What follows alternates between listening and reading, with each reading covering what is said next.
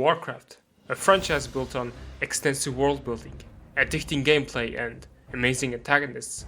But the last part hasn't been true for half a decade now. Because Warcraft has a huge problem, a storytelling problem. In a game where killing people is the main goal, who you are killing is very important, and World of Warcraft villains have been fantastic at that job before this thing came. You can blame politics, Blizzard, or even millennials, but it's too easy. Everyone has done that. Hence, I will try to steer as far away from real-world reasons and explain it from a purely storytelling perspective. Warcraft characters, most of them really, are bad at exactly one thing: character motivation. Character motivation is a name I came up with, and it might not be the standard nomenclature. With that out of the way, let's begin. First, we should know who the character is. No story ever fails this part because, come on. But characters aren't real people. They are agents in a story. As any agent, they are defined by their goals. Thanos wants to wipe half of the population. The Lich King wants to dominate Azeroth. That kind of stuff. This is also very clear-cut. The villain's evil plan is usually the thing driving the story forward. However, that isn't everything. We also need to know why the character wants to do what they plan to do.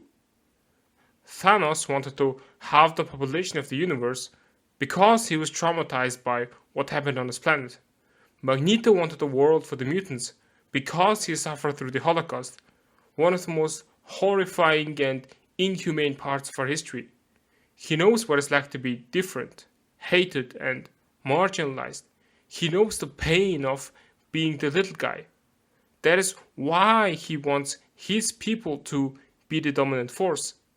Not the people in the concentration camps, but the ones that are running it. That is his character motivation. I've been at the mercy of men just following orders. Never again. And that is the one thing missing from WoW villains. Even the Lich King doesn't have it. And that's fine for a reason I'll get to later.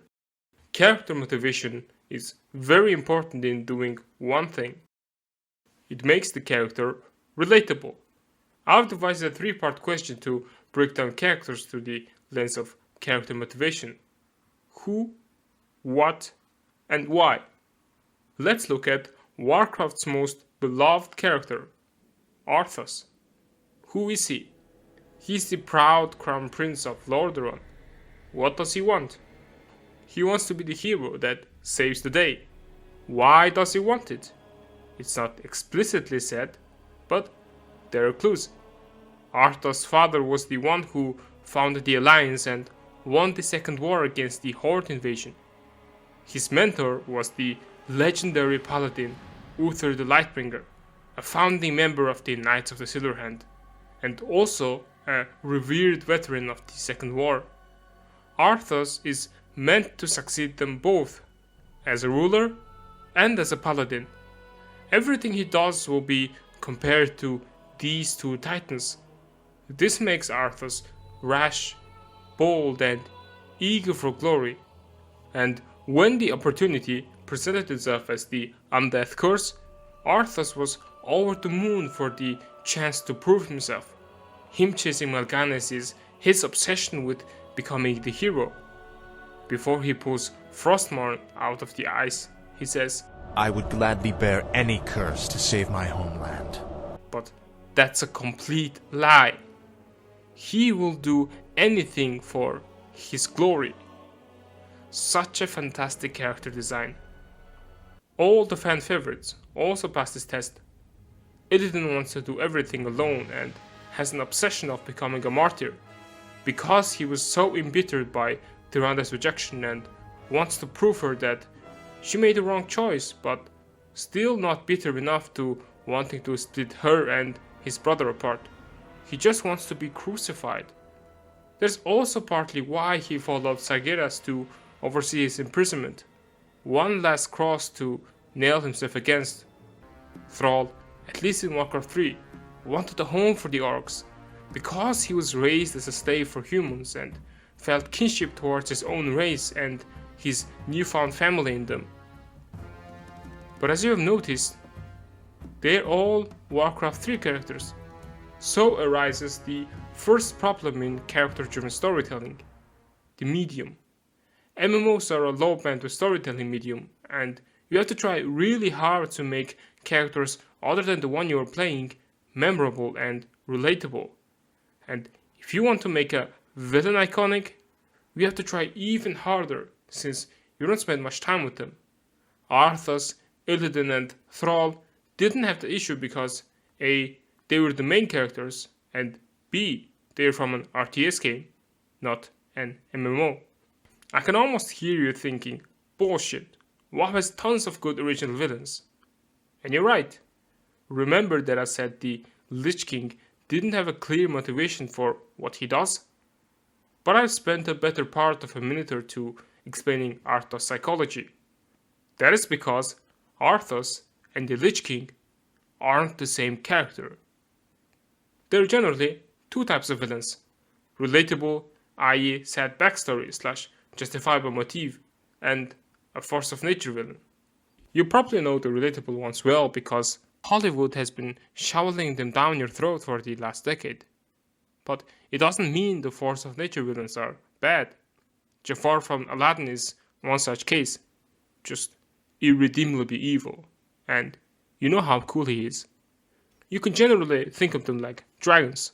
Smaug hoards gold because that's what dragons do. They don't need a tragic backstory or a justifiable goal. They're cool and they're dangerous. Arthas is a relatable villain, while the Lich King is a force of nature villain. Sort of like Anakin versus Darth Vader. These kinds of villains don't need any motivation. They need A. the cool factor, and B. danger. Almost every villain in WoW so far has been a force of nature villain. Deathwing, Ragnaros, the Old Gods, even the charismatic Daddy Denathrius also belongs here. His charisma and the voice actor talent just multiplies the cool factor tenfold. Force of nature villains work especially well in WoW because they don't need a detailed backstory. They just need shiny loot and a cool design. It was almost as if they're a perfect fit for an MMO. So where did Blizzard go wrong? On whose shit did they slip? Where are these god-awful characters coming from? Like many bad things, I think it all started with BFA. After the big bad cicadas problem was dealt with in Legion, Blizzard gave character-driven storytelling a go in Battle for Azeroth, and they did pretty well. The big players were mostly known characters, and whoever wrote Talanji, Rastakhan and Bonsandi absolutely deserved the race. But that's where it all went wrong. They had only focused on character-driven storytelling without actually developing the characters themselves, resulting in the worst character in media ever, the Jailer. He not only is universally hated, Zoval also fails every part of my 3-part test. So then, who is he? He's the Nipple Man. We didn't know much more. What does he want? Who the hell knows? Why does he want it? Again, I don't even think the writers knew. Blizzard failed to even introduce the character. That's so bad. It's kind of impressive how they did it. And he couldn't make it as a force of nature villain because A. his sheer uncoolness, and B. no immediate danger from him was presented to us, the players. After that massive fail, they moved back into their comfort zone and gave us Raszageth, a pure force of nature villain who apparently had some history with the dragons, but at the end of the day, she's just an angry purple dragon. She was cool, but the next two weren't as cool. Sasuke from the Hidden Sound arc and an angry boy. They were nowhere near as cool, and Fyrakk was even actively uncool. He has a problem that Bayle the Dread solved brilliantly. If you don't know him, He's a dragon boss in Elden Ring's Shadow of the Erdtree DLC. What's so special about Bayle doesn't have anything to do with him really. It's this other character, Egon. Now, Egon is a crippled old grandpa we encounter on our way up the jagged peak. He can't move or do anything except whimpering and cursing the name Bayle. The pain. My arms, my legs, each lies a bloody ruin. The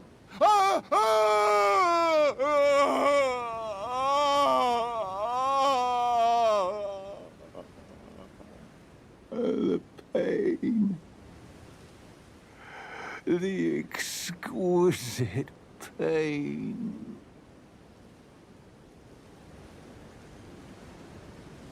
Bayle! Vile Bayle! Oh, terror incarnate! There is life in me yet! I will soon feast upon your heart! Mark my words! You too shall know fear! This sets the tone just perfect. We get that Egon has a personal vendetta against someone named Bayle, and that he's very terrifying. After that excruciatingly long hike, you finally get to see Bayle the Dread. He's this terrifying and also crippled dragon that has horns growing all over his face. But that's not where your mind goes. No, it goes here. Curse you, Bayle! I hereby vow you will rue this day. Behold, a true great warrior, and I, Egon, your fears made flesh. Solid of scale you might be, foul dragon, but I will riddle with holes your rotten hide. With a hail of harpoons! With every last drop of my being! Bayle and Fyrakk were essentially the same characters, but with wildly different introductions. Bayle has always been distant, dreadful, and awe-inspiring, but Fyrakk was always just angry and rash. What he lacked was that dread shared to us by the other NPCs.